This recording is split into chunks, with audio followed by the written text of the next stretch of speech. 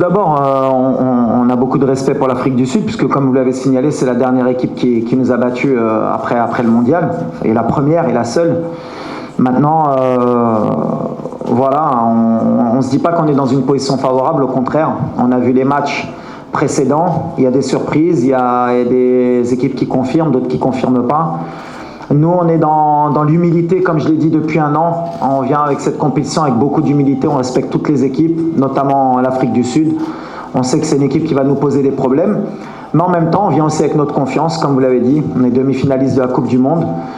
On a fini premier de notre groupe. On a fait 2 victoires, 1 nul. Il y a beaucoup de gens qui, après le match du Congo, ont douté de nous, se sont posé des questions. Mais heureusement, le football est bien fait. Le Congo a montré que c'était une équipe qui elle aussi envisageait de gagner la CAN et qu'en fait ce résultat nous mettait plus en valeur qu'autre chose, et peut-être que ça va faire relativiser un peu les commentaires d'avant-match, mais la réalité c'est le terrain.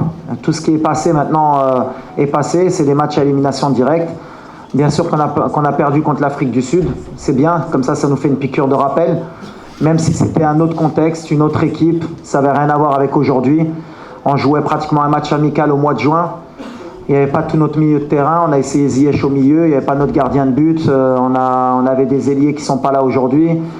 Autre contexte, autre match, ça ne veut pas dire que ce match, ils n'ont pas gagné, mais ça veut dire quand même qu'ils vont avoir affaire à une autre équipe aussi demain, qui n'est pas celle qu'ils ont battue.